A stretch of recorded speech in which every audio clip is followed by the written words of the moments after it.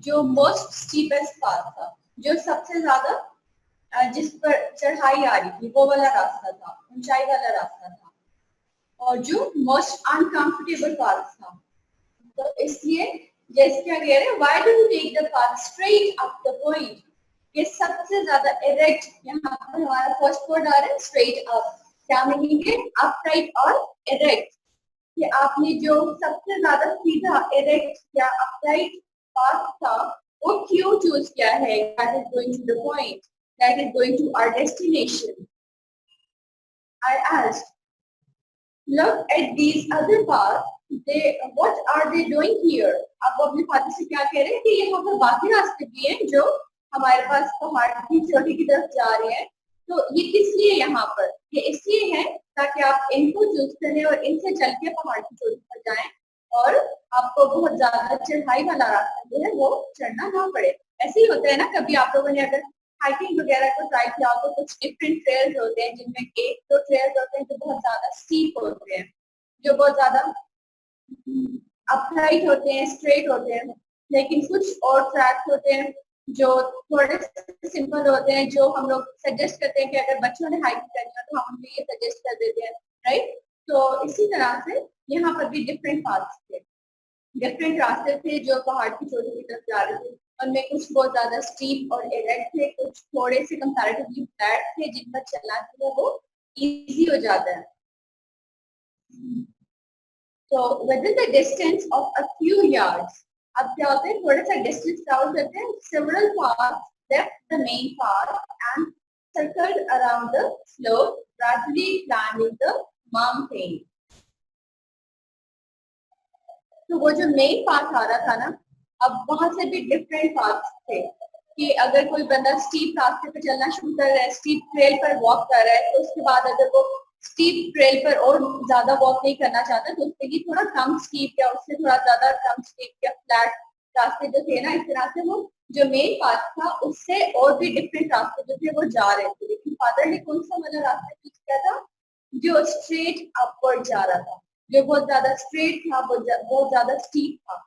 अब डिफरेंस ये होता है कि जो थोड़े से फ्लैट पाथवेज होते हैं, फ्लैट ट्रेल्स होते हैं, वो थोड़ा सर्कल कर रहे होते हैं, अब उनपे क्या होते हैं, उनपे जो लेंथ होती है रास्ते की वो थोड़ी ज्यादा इंक्रीज हो जाती है, और जो स्टीप पैसेज होते हैं, स्टीप पाथवेज होते हैं, उनमें लेंथ कम हो जाती है। आप अगर फिजिक्स में वेक्टर्स पढ़ रहे हैं तो आपने इस बात का आइडिया किया होगा ना कि अगर आप दो साइड से जाते हैं किसी रास्ते पे और उसके बाद अगर आप चले वेक्टर्स में तो खैर इस तरह से नहीं होता, पर उसको एग्जाम्पल ले लेते हैं, हम इंग्लिश पढ़ लेते हैं, बट आपको खुद ही कॉमनली आइडिया होना चाहिए कि जब आप एक जो सिंपल रास्ता देख रहे हैं जिसपे अगर आपने पहाड़ पर चलने के लिए ट्रेल डिफरेंट यूज किया है तो वो, और अगर वो कम स्टीप है, वो ज्यादा फ्लैट है, तो उसके लिए आपको लेंथ ज्यादा कवर करनी पड़ती है, और अगर आप बहुत ज्यादा स्ट्रेट पाथ पे जा रहे हैं तो फिर आप ज्यादा लेंथ कवर नहीं करते, लेकिन वो एफर्ट आपकी ज्यादा इन्वेस्ट की जाती है।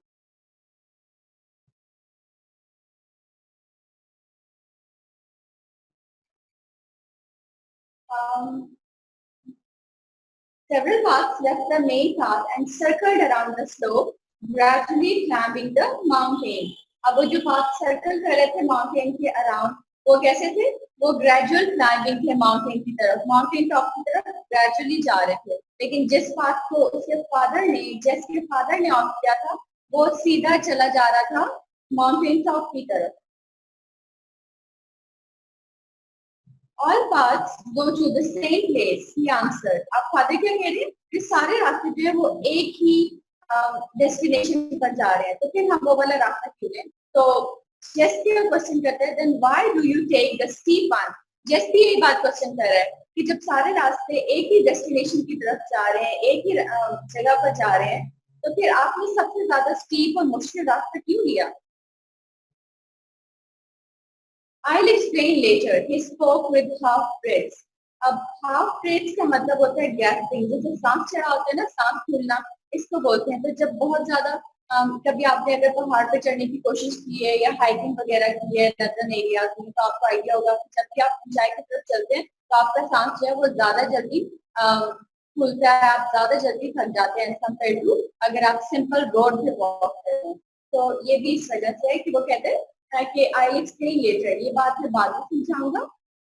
और सिचुएशन क्या है, he is in half breath, he is breathing hardly, ठीक है। He rested a minute to catch his second wind.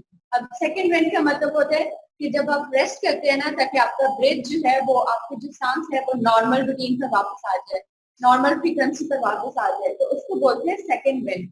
ये सांस लेने के लिए एक दफा दोबारा रुके। उसके फादर थे, while I managed to stand on the path by holding to a little something.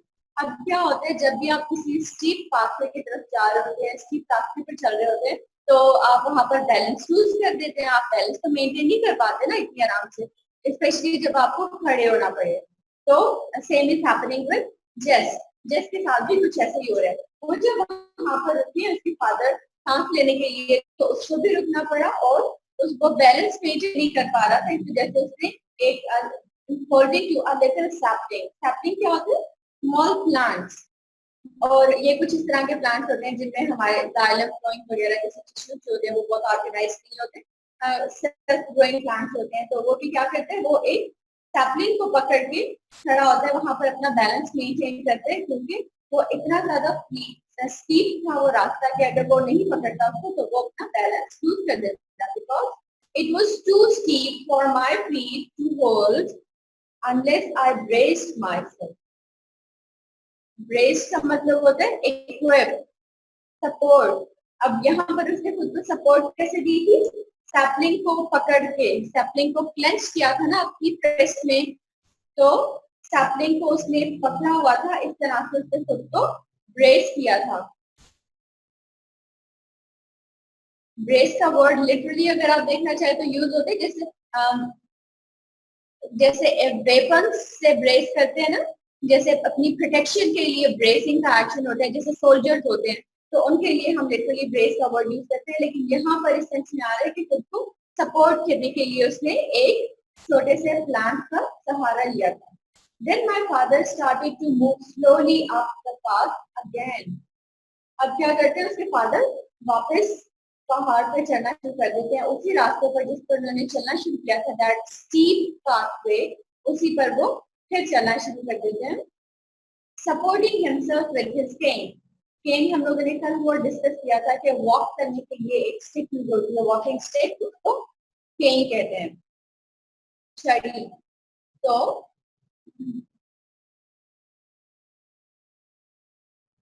उसके फादर ने केन पकड़ी होती है, वो दोबारा से वॉक करना शुरू कर देते हैं। I followed at his heels, heels means footstep, कि वो जो जेस था वो भी अपने फादर को फॉलो कर रहा था, जिन रास्तों पर वो चल रहे थे जेस भी उन्हीं रास्तों पर चल रहा था। Just a few steps in front of him a fox squirrel crossed the path and ran up a hickory tree.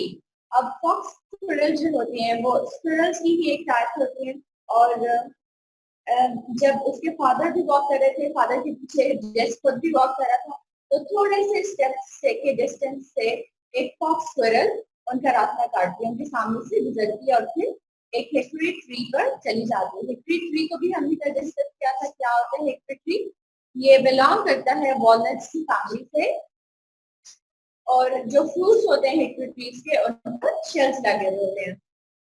See that just he shouted. Shouted क्यों? वो क्या गुस्सा था जिस पर?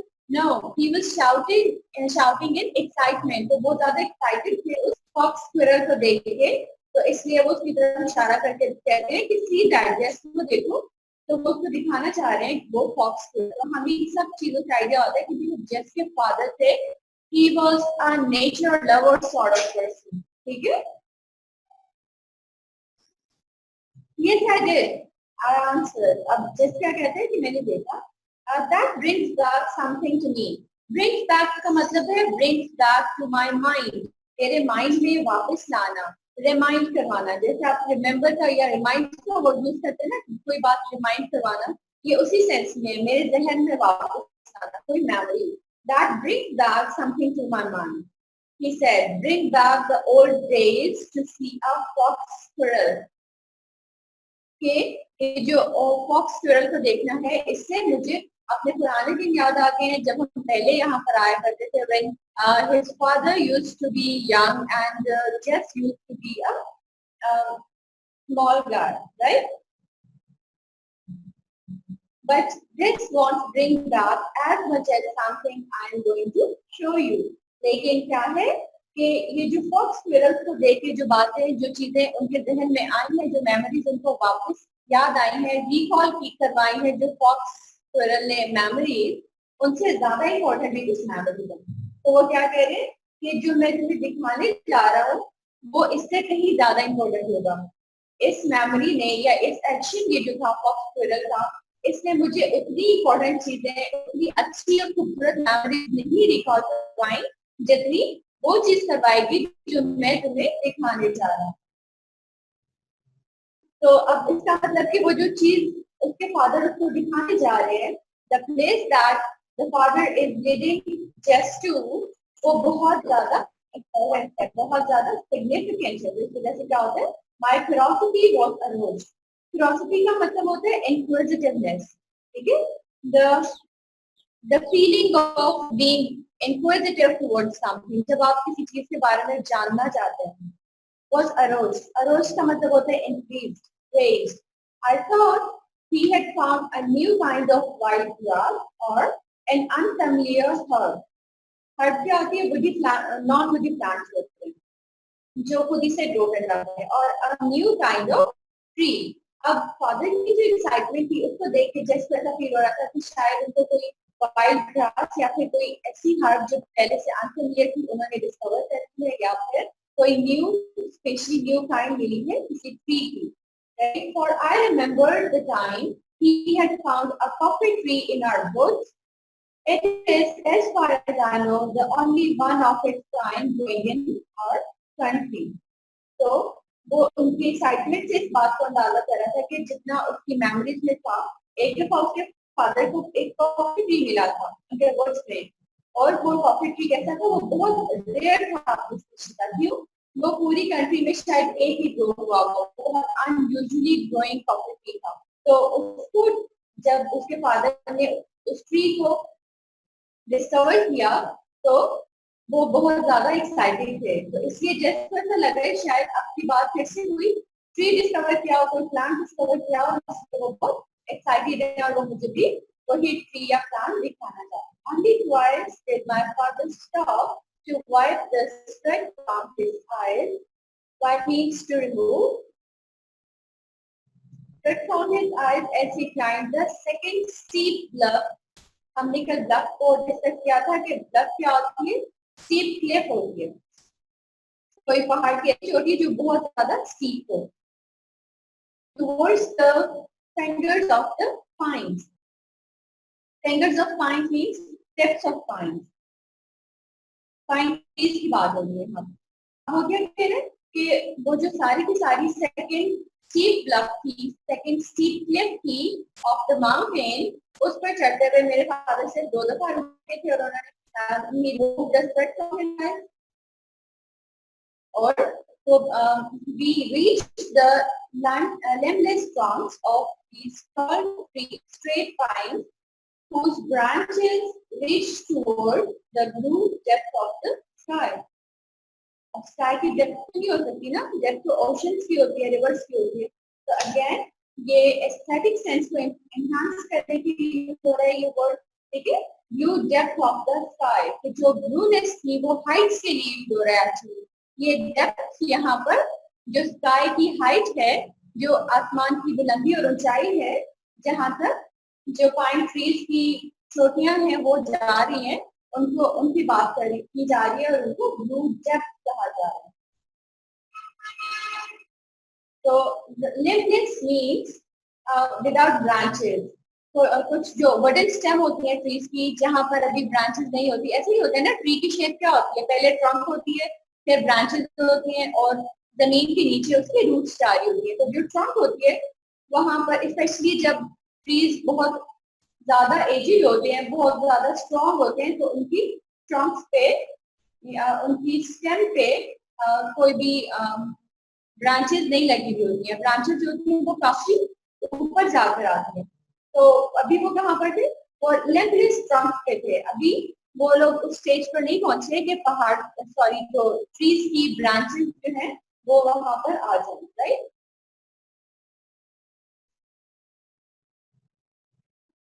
और the white cloud was now long.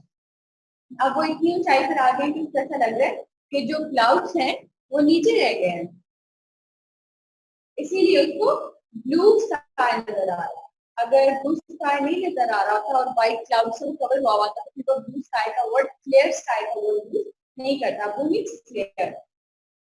I saw a clearing, a small clearing of not more than 3/4 of an acre in the heart of this wilderness, right on the mountain top. अब देखिए अब उसको क्या नजर आया है, उसको clearing नजर आई है। क्लियरिंग क्या होती है, हमने क्या डिस्कस किया था कि क्लियरिंग कोई भी small piece of land in some wild area in some wilderness that is cleared of wild bushes and plants and trees, और वहां पर खुद से ग्रो किया गए थे जो कुछ प्लांट्स जो किसने ग्रो किए थे, जेस के फादर ने ग्रो किए थे। तो ये क्लियरिंग एक्चुअली किसने बनाई थी, जेस के फादर ने वो सारा लैंड क्लियर किया था, फिर वहां पर प्लांटेशन की थी।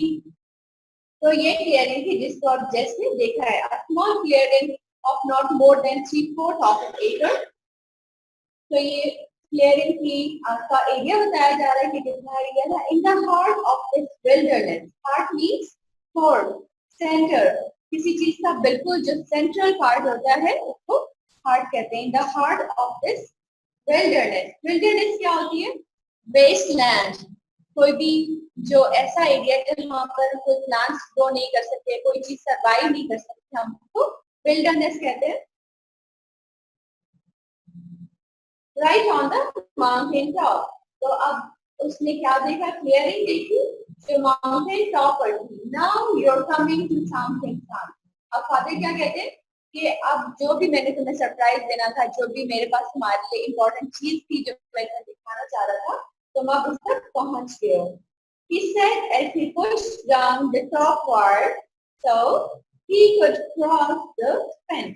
अब फादर क्या करते हैं, वो जो टॉप वायर थी उसको डाउनवर्ड पुश करते हैं। स्टील वायर्स थी ना, तो मैंने कभी फेंसिंग देखी है तो वो स्टील वायर्स लगी हुई होती हैं किसी रास्ते के लिए, अगर आपने हर्डल्स लगानी है वहां पर भी स्टील वायर्स लगी हुई होती हैं कि इससे आगे कोई गुजर ना सके। तो फादर ने क्या किया हुआ था, वहां पर फेंसिंग की हुई थी स्टील वायर्स से, और वो जो फेंसिंग थी अब उन्होंने क्या किया, उस टॉप वायर को पुश डाउन किया, नीचे खींचा ताकि वो उसके ऊपर से गुजर सके।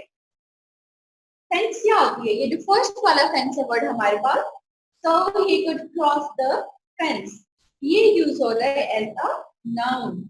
इसका मीनिंग होता है boundary. This is something I want you to see. अब वो क्या कहते हैं कि ये क्लियरिंग थी जो मैं तुम्हें दिखाना चाहता था। Who did this? I asked. Who cleared this land and fenced it? अब वो शॉक्ड है, ठीक है, वो बहुत हैरान है और वो ये पूछे कि सब किसने किया है, ये लैंड किसने क्लियर किया और इसको फेंस किसने किया है। अब फेंस में जो फेंस वर्ड आ रहा है इसका मतलब है इनक्लोज। ये वर्ड है, वर्ड क्यों है ये, क्योंकि इनक्लोज लैंड की, इनक्लोज पीस ऑफ लैंड की बात की जा रही है, और हम वर्ड्स में स्टेट ऑफ बीइंग भी इंक्लूड करते हैं अलॉन्ग विद एक्शन, राइट। हम लाइन को वर्ड में इंक्लूड करते हैं।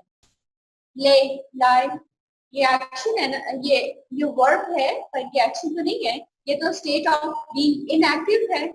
ले का मतलब या लेइंग ऑन बेड का क्या मीनिंग होता है, you are not performing any particular task, you are not performing any action, right. लेकिन ये स्टेट ऑफ बीइंग है तो इसलिए हम इसको वर्ब में इंक्लूड करते हैं।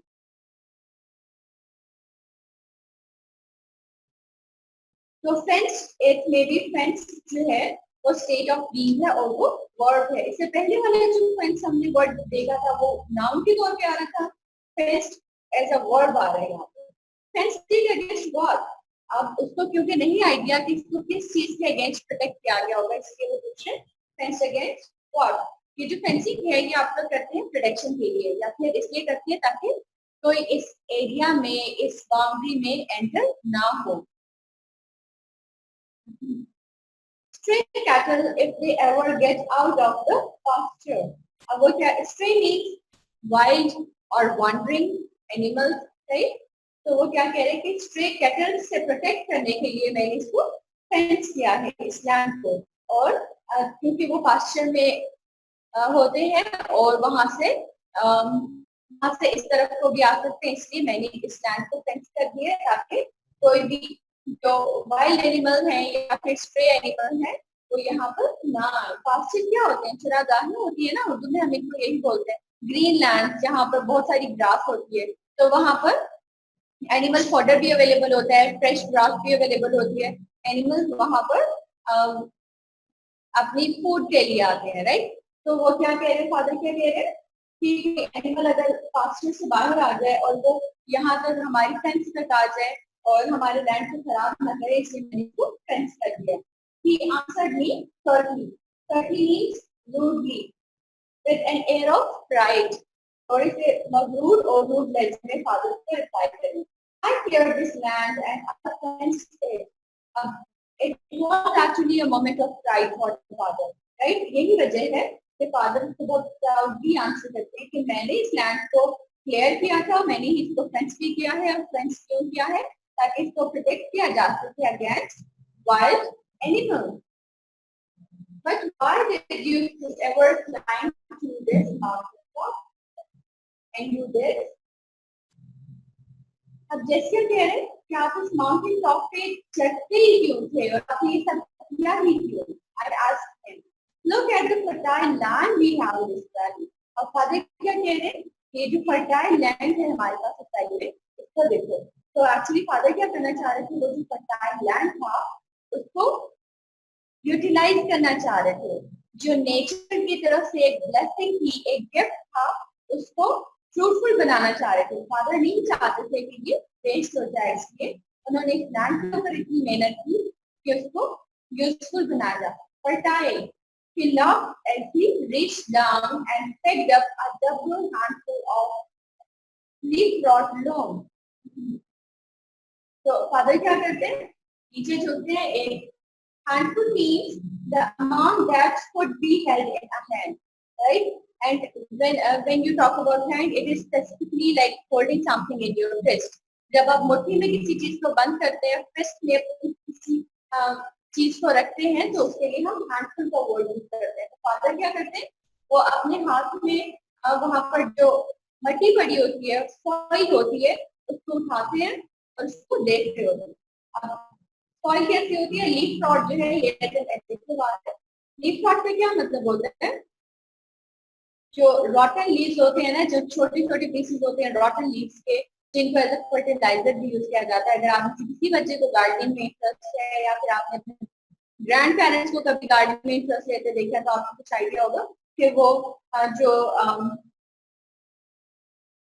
जो फॉलन या रॉटन लीव्स होते हैं ना, उनको समटाइम्स क्यारियों में या गार्डन में पड़े रहने दिया जाता है, राइट? और फिर जब वो सॉइल के साथ मिक्स हो जाते हैं तो वो उसको और ज्यादा फर्टाइल बना देते हैं। हम अगर बायोलॉजी की सेंस में देखें तो इसको कहा जाता है decomposed organic matter, right? Organic matter है ना, लिविंग बीइंग होते हैं प्लांट्स, तो जब डेथ हो जाती है, डीकम्पोज हो जाते हैं, सॉइल का पार्ट बन जाते हैं, तो वो इसकी फर्टिलाइजेशन, फर्टिलिटी जो होती है उसको एनहांस कर देते हैं। तो लीफ रॉट, लोम क्या होता है, लोम होती है फर्टाइल सॉइल। तो फादर क्या कर रहे थे, वो जो लीफ रॉट लोम थी, वो जो फर्टाइल सॉइल थी, किस चीज से फर्टाइल होती थी, जो रॉटन लीव्स थे वो उनका जो डेड ऑर्गेनिक मैटर था वो उसमें मिक्स होकर वो और ज्यादा फर्टाइल होती थी। तो वो उसको अपने हाथ में उठा के देखते हैं, this is the land son, this is it, I have tried all kinds of land. अब वो क्या कह रहे हैं, प्राउडली कह रहे हैं कि मैंने बहुत सारे काइंड्स के लैंड को थे वो ट्राई किए थे, डिफरेंट टाइप्स के लैंड्स को ट्राई किया था प्लांटेशन के लिए। मैंने वहां पर डिफरेंट एरियाज में प्लांटेशन की थी, लेकिन ये वो लैंड है जो सबसे ज्यादा अच्छा है। Then he smelled the dirt. He wept and wept the smell of this white dirt into his nostril. Wept का मतलब होता है स्मेल और इनहेल, राइट? जब आप सांस अंदर की तरफ खींचते हैं, तब आप जब आप स्मेल कर रहे होते हैं, किसी चीज को स्मेल करना चाहते हैं, तो उसके लिए ब्रेथ का वर्ड यूज होता है। तो फादर क्या करते हैं, वो जो उन्होंने हाथ में फर्टाइल सॉइल उठाई होती है उसको स्मेल कर रहे होते हैं। वो जो स्मेल होती है सॉइल की, उसको फील करने की कोशिश कर रहे होते हैं। If the smell of this wild dirt means mud or soil, right? तो into his nostril, अब वो बहुत अच्छे तरीके से बहुत जैसे कह सकते हैं, आप इमोशनली अटैच्ड हैं सॉइल के साथ, तो वो उसको फील करना चाह रहे हैं। Coming towards the next line, further, sorry, just like fresh air. अब वो क्या कह रहे हैं कि ये बिल्कुल फ्रेश एयर की तरह है। He said as he let the dirt run between his fingers, it's pleasant to touch too. Pleasant means enjoyable, nice, something that feels good. तो फादर क्या कह रहे हैं कि ये इतनी ही प्योर है जितनी फ्रेश एयर प्योर होती है, और दूसरी बात कि बहुत प्लेजेंट फील होता है फादर को इस सॉइल को टच करना, right? Father is feeling nice, father is feeling good to touch this soil, कि वो अपने हाथ में पकड़ी थी। तो ये सारी चीजें हमें ये बता रही है कि फादर की उस सॉइल के साथ, उस लैंड के साथ बहुत ज्यादा इमोशनल अटैचमेंट है। But that I said, I know what you think. He interrupted. Interrupt का मतलब होता है to disrupt, to interfere. Meaning साथ साथ लिख लीजिए, to disrupt, to interfere. Father क्या कहते हैं? फादर उसको इंटरफेयर कर देते हैं, उसको उसका डायलॉग कंप्लीट नहीं करने देते। I know what you think. वो क्या कह रहे हैं कि मुझे पता है कि तुम क्या सोच रहे हो। Your mother thinks the same thing. तुम्हारी मॉम भी यही सोचती है। She wonders why I ever climbed this mountain top to raise my potatoes, yams, and tomatoes.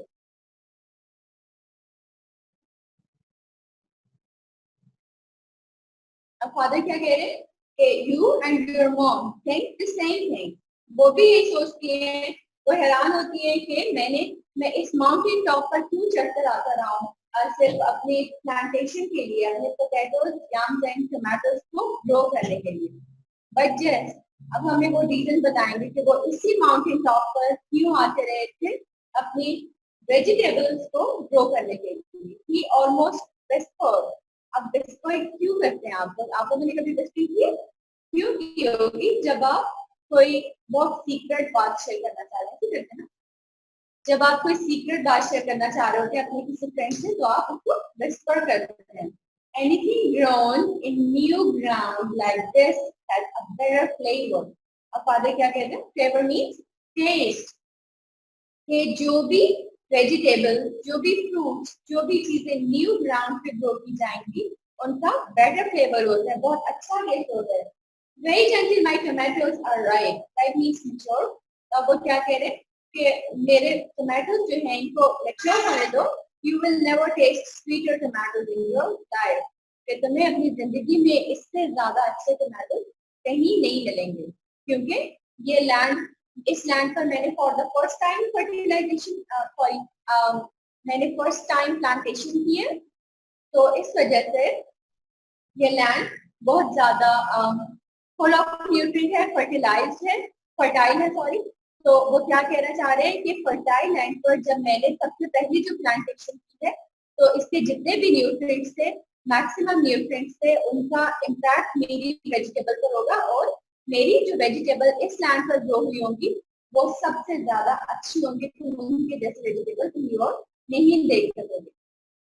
They will soon be ripe too, I said, and as I looked at the dozen or more rows of tomatoes on the lower side of the patch. Patch means piece of land. तो वो क्या कह रहे हैं कि वो जल्दी mature हो जाएंगे। और वो डजन और मोर रोज देख रहे टमाटोज की। डजन और मोर रोज मीन कि वो जो टमाटोज थे वो बहुत ऑर्गेनाइज तरीके से लगे हुए थे, रोज में लगाया फादर ने। और उसके बाद हम बाकी वेजिटेबल्स की तरफ आ जाते हैं। Then above the tomatoes were a half dozen rows of yams. अब टमाटोज के बाद कुछ हाफ डजन मीन्स 6 रोज, राइट? तो कुछ 6 रोज जो थी वो यम्स की थी। यम्स भी पोटैटो की एक टाइप होती है। Above the Young's were perhaps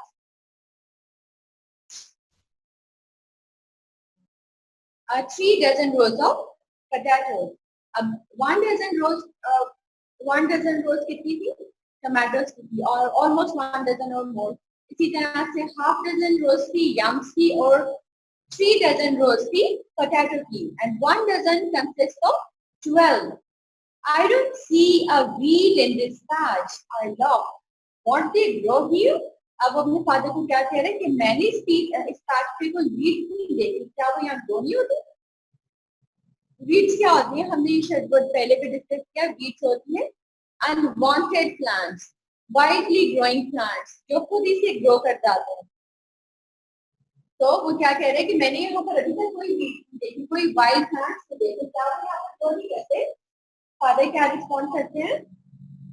I won't let him, मैं उनको ग्रो करने नहीं देता। I want, EM means them. जब कॉन्टिन्यूअस स्पीच में बोलते हैं तो TH जो साइलेंट हो जाता है और EM बच जाता है, लेकिन ये सेंटेंस है आई वॉन्ट लेट देम, कि मैं उनको ग्रो करने नहीं दूंगा इस लैंड पे। Now this is what I have been wanting you to see. अब डैड क्या कह रहे हैं कि ये थी वो चीज जो मैं तुम्हें दिखाना चाहता था, जो मैं चाहता था कि तुम देखो। This is the cleanest patch I have ever seen. I brag. अब क्या हुआ? Sandy bragging sense में proudly बोल रहे हैं this is the cleanest patch I have ever seen. But I still don't see why you climbed the top of this mountain to clear this patch, and you did all this against your doctor's order. अब वो क्या कह रहे थे? ये cleanest patch है जो मैंने सारी जिंदगी में अभी तक देखा है, लेकिन फिर भी उसको ये रीजन समझ नहीं आई कि उसके फादर माउंटेन टॉप तक ही क्यों आते थे कि वो इस पैच को क्लियर करते और यहाँ पर अपनी प्लांटेशन करते, जब डॉक्टर ने भी उसको मना किया था। डॉक्टर की प्रिस्क्रिप्शन, डॉक्टर की एडवाइस के अगेंस्ट जाके उन्होंने ये सारे काम किया था। So for your assignment, you have to work on fourth last paragraph of page 12. Page 12 पे आगे जल्दी से। पैराग्राफ स्टार्ट हो रहे हैं। Only twice did my father stop to wipe the sweat from his eyes. इस पैसेज को mark कर लें, इसकी आपने ट्रांसलेशन करनी है और शेयर करनी है अपनी असाइनमेंट। ये एंड हो रहा है right on the mountain top. ये पैराग्राफ एंड हो रहा है right on the mountain top. Start हो रहा है only twice did my father stop से, और एंड हो रहा है फिफ्थ लाइन पे।